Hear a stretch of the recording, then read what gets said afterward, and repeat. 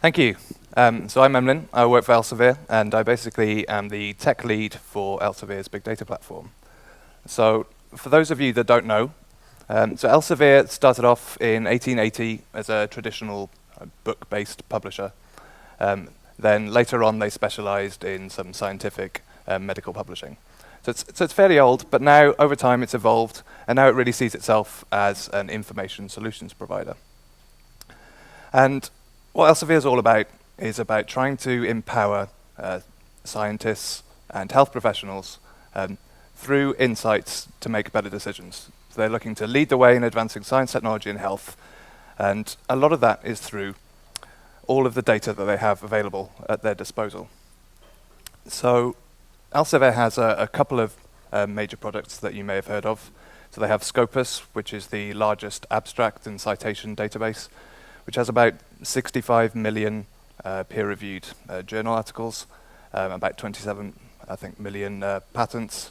It also has the Science Direct, which has 14.5 million full-text articles. Has all kinds of information from its social networks. So Mendeley has over 5 million users. It has institutional data, has funding data, and all of this is spread across the organization. So the real challenge comes when we want to know, how do we take all that data, which is spread across the organization, how do we do something with it and provide valuable insights for our customers? Now, many of you may have heard kind of similar kind of talks about how kind of we take data, we look to build something like a data lake. So in order to spice things up a little bit, I'm going to be talking about it in the context of taking some ingredients and trying to create some delicious dishes. So taking the little bits of food and then combining them together through our master chefs and providing something really delicious for our end users. So the first step of this process is to actually get the ingredients to begin with. Now, when you're going food shopping, you can find your ingredients all over the place. So you'll have your mainstream supermarkets, you'll have your specialist suppliers, and you might have your local farm who you know does the best potatoes you've ever seen. And all of these different places have like slightly different guarantees when it comes to how they deliver your data, how do they deliver your ingredients, and what kind of frequency. So your supermarket might have a fairly standardized, automated collection and delivery process. So you know that it's pretty much going to turn up on time.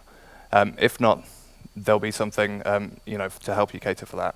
And you know it's going to be pretty much the same regardless of which supermarket you go to. Your specialist suppliers might equally be kind of reliable and have these automated process, but it might be completely proprietary. Whereas your local farm might be completely manual. And so it might be the local farmer jumps on his bike and brings over the sack of potatoes and dumps it at your door. And if he's got a flat tire one day, then it might turn up. And the same comes with data. So we have pieces of data in our organization which have fully automated collection and delivery processes. So those interfaces are really well defined, and it's actually quite easy to get those data. We've got others which are more proprietary. So there's a little bit of fine-tuning, and others that are completely manual. And we have to cater for this in our collection process. So the next problem is trying to get access to that. So with your food, getting your ingredients is not enough. You also need your tin openers. You need your pair of scissors. You need your nails to get under that cellophane. And data's much the same. So it may be locked away inside a proprietary database. It might be over in an AWS account, locked by some kind of proprietary keys. And one of the main things that we've tried to achieve is to try and provide unified access to that data. So we'll provide you with the tin openers, we'll provide you with the scissors, and we'll let you get access to that data without having to worry about the access. So building this kind of centralized platform to enable us to do that. So once we've done that, the next stage is actually starting to get to the cooking. But Before that, I'm going to talk about how Spark fits into the picture. So Spark first came along to Elsevier in about 2014, and one of our teams looked to apply some natural language processing across Elsevier's Science Direct articles, so their full published work. So that was about 14 million XML files, and they wanted to do some natural language processing across all of that content. So Databricks was selected in this context, and it was selected for a number of reasons. So a lot of this data was spread throughout the organization, and the ability to mount that data within Databricks and not have to worry about getting access to that data made it really easy to deal with. Secondly, the team didn't really want to have to deal with the operational overhead of having to manage their infrastructure. Again, the Databricks platform enabled them to do that. The third thing that they wanted was they wanted to be able to present their results to their wider teams. And again, through the notebooks feature, Databricks allowed them to achieve that. Now, if we move on to 2015, so by that point, that team had scaled up to about 15 users, and Databricks was being used for a variety of different use cases for content analytics across various pieces of data. And in parallel, Spark was also chosen as the main processing engine for Elsevier's big data platform. Now, we chose Spark for a number of reasons. So first of all, you had the obvious kind of performance improvements and things like your over your traditional MapReduce. But also one of the things that we wanted to achieve was to have some kind of level of convergence. So we wanted to build a big data platform for everyone in Elsevier, and we wanted to have something fairly generalized such that regardless of the use case, whether it was something like some generic aggregations, whether it was something more complex like machine learning, or whatever it may be, whether it's analytics teams, data scientists, developers, we could have a centralized platform where people could process all the data that we had in our organization in one place with one platform. And Spark gave us that.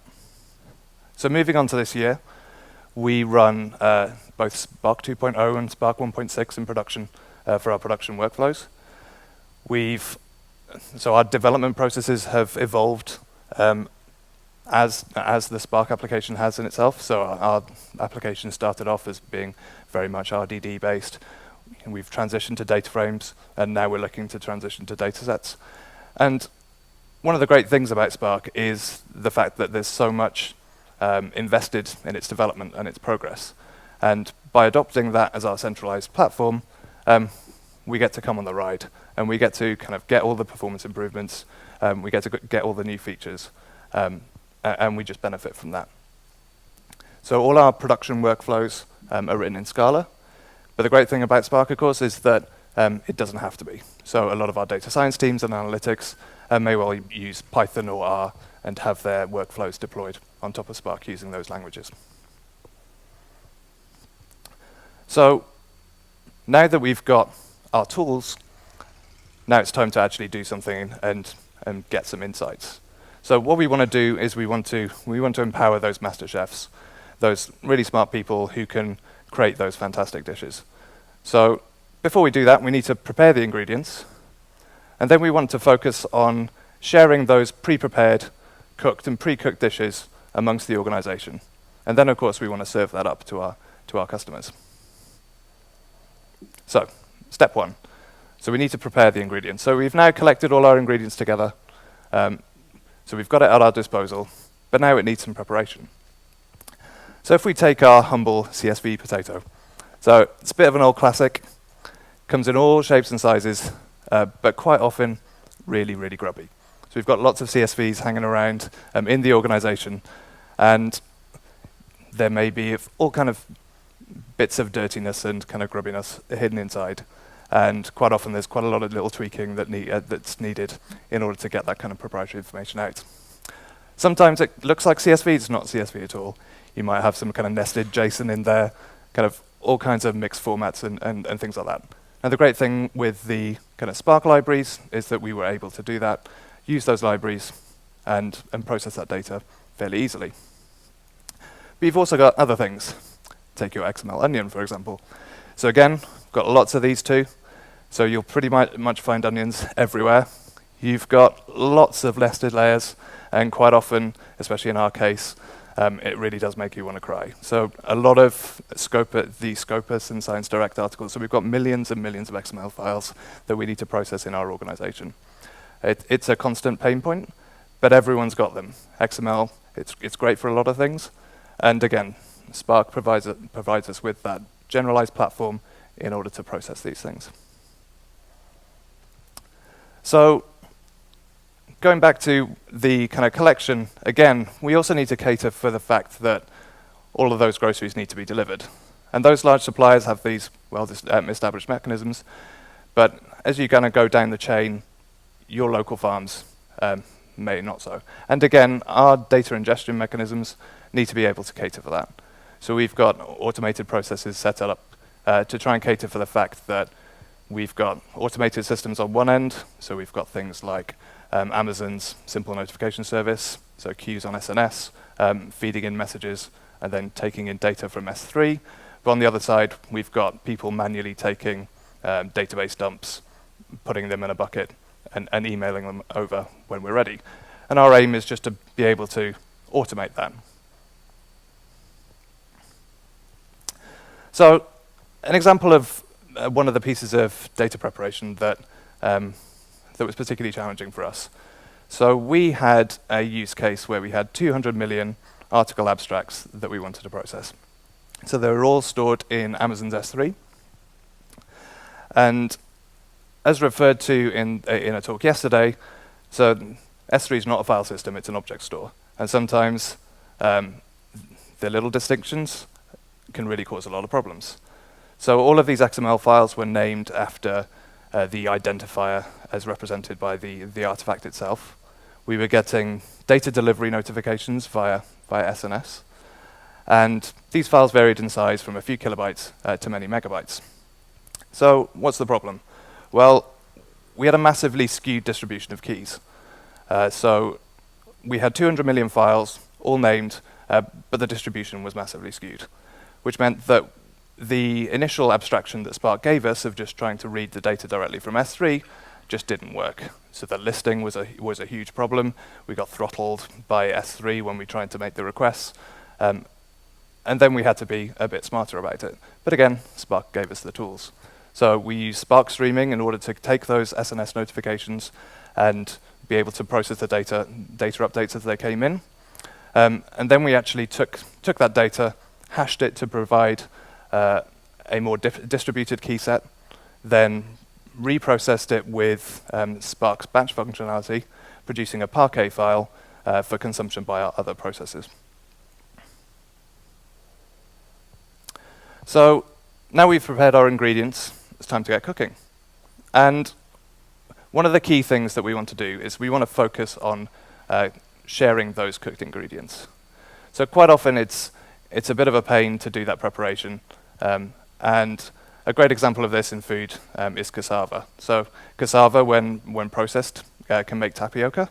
But if you eat it raw or you don't prepare it properly, it's got enough cyanide in it to cause some serious problems. And the preparation process takes days. It's a lot of drying. It's a lot of preparation. And you don't want to have to go through that over and over again. And you also don't want to push that out to your end users. So likewise, with our data processing, especially when it's the case that we have very difficult or awkward sources of data to process, we want to focus on, once one team or us or someone else within the organization has done that pre-processing, we'd like to share that out to the rest of the organization so they don't have to do the hard work. So the other thing that we found is that, of course, cooking in batches, it definitely has its advantages. So a lot of our work is currently batch-based, and it also makes it really easy to verify the consistency of your batches. So you're cooking a sauce, and it's very easy to verify whether your sauce from day one and day two are kind of very much the same, because you can take that one batch, you can compare it to the next. And you can do this testing of between batches and then release based on how happy you are with that batch. Likewise, if you get a bad batch, if you put too much salt, a bit too much chili in your sauce, then again, it's very easy to throw away and go back to your previous batch. And the same goes with data. And of course, what we're trying to do is we're trying to take this data and share it, and your end goal might be to produce a beautiful tomato sauce, and maybe part of your bolognese. But that tomato sauce may also be a key component for your lasagna. And again, the same goes for our data. So when we processed that, all of those articles for that first use case, that Parquet file that we generate is also useful for many other use cases within the organization. Now, we do most of our cooking exclusively with Spark. As I mentioned, we mainly cook in batch, but we are looking at doing more and more streaming solutions. And again, we're looking at doing Spark streaming for that. Now, when it gets to streaming, it does get significantly harder, and the kind of easy things that the batch approaches give you do get a bit more tricky. So you add a bit too much salt to your batch, you can throw it out. You add a bit too much salt to your big pot of stew, and it's a bit more difficult to take that back out again. Now, we've ended up using Parquet for our intermediate storage for most of our data sets, and that's because of the obvious kind of performance implications and the optimizations that it gives us in terms of using it within Spark for the big data processing. So going back to the initial use case that I talked about, so we took those 200 million XML abstracts and we pre-processed them with Spark, and we generated this Parquet file. And what we wanted to do with them as a use case was to then be able to generate some citation statistics based on that data.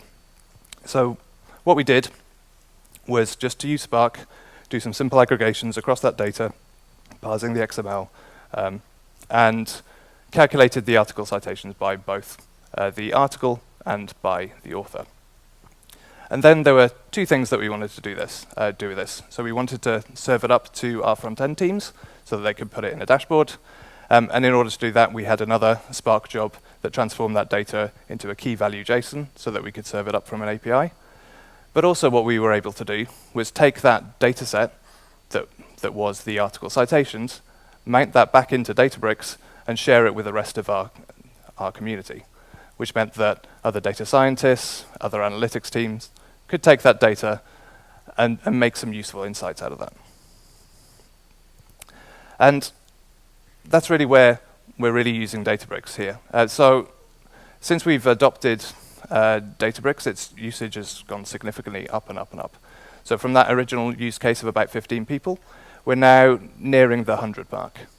So what we do is we take all the data from our data lake and we go and mount it into the Databricks file system, which allows for very easy access, and also there's some performance gains that come with that, which make it even easier for people to be able to use that data.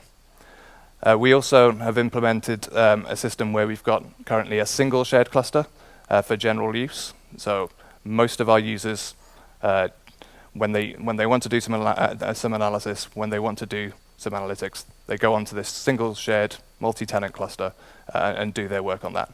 Now, when that's not enough, we also have people spinning up bespoke clusters for custom workloads.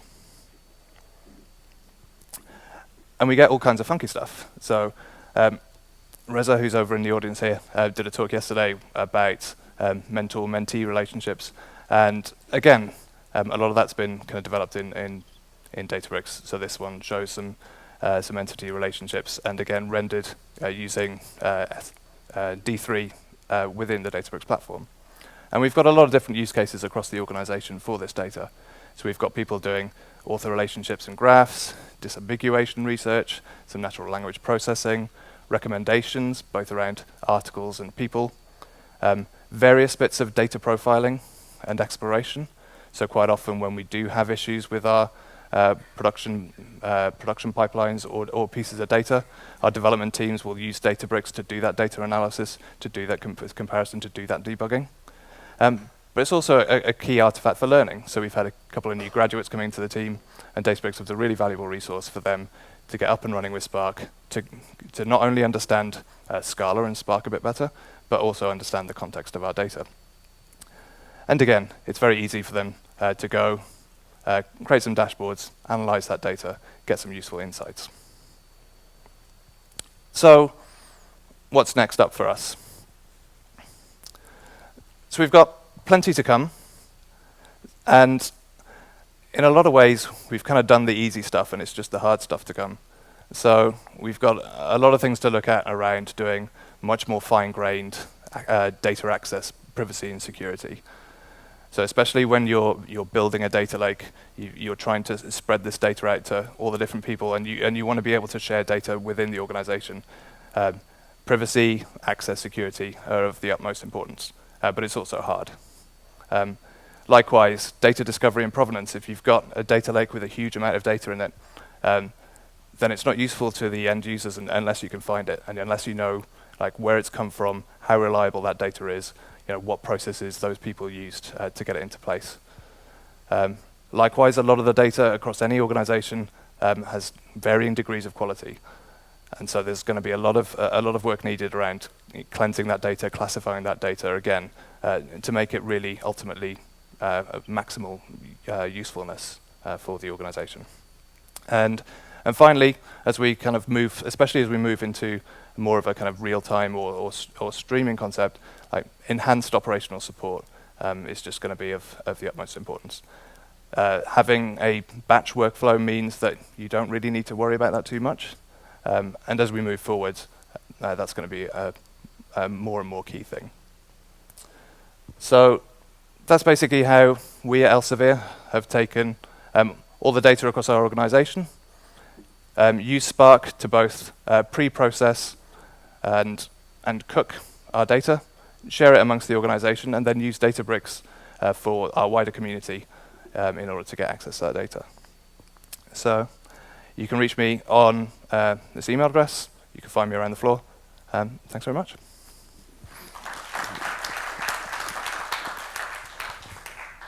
All right, thank you, Emlyn. We have some time for Q&A, so rare chance. Hold on a second.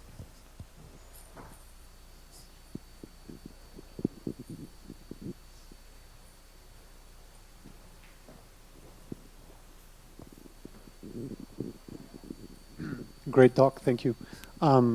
With regards to the shared cluster, I was wondering if the need has come across the organization at Elsevier to restart the cluster for whatever reason, and that obviously affects other people, other teams that are using it.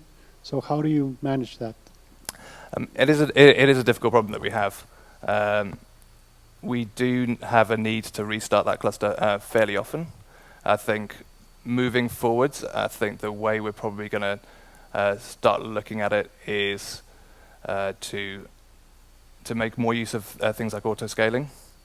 And also, I think the big challenge is figuring out whether people actually need all the data that they've got on the cluster. Because quite often it'll slow down because there's a lot of cache data in there. There's a lot of notebooks attached.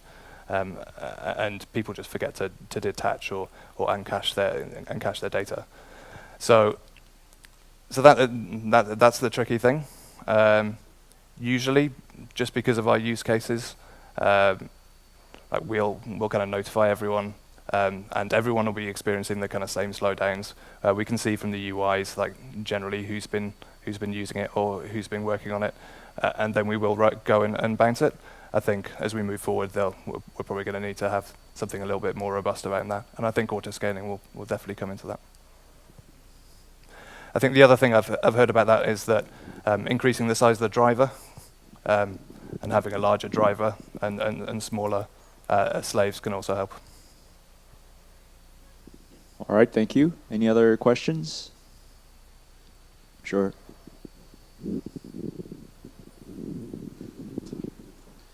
So you mentioned security as one of the things that you move forward. So I come from a telecoms background where a lot of our data, is sensitive to customers. You think of call records. Would you be considering, if you like, a move away from a cloud-based solution to an on-premise solution, or to get around maybe perhaps some of the security issues you may face with cloud? I don't think it's something that we've looked at, just because we get so much from being in the cloud. And I think we feel that by utilizing kind of some of the things that clouds give you, like VPCs and stuff like that, and having those security groups set up, that we feel that that gives us enough in our case. So yeah. Questions? Okay. Well, thank you. Great talk.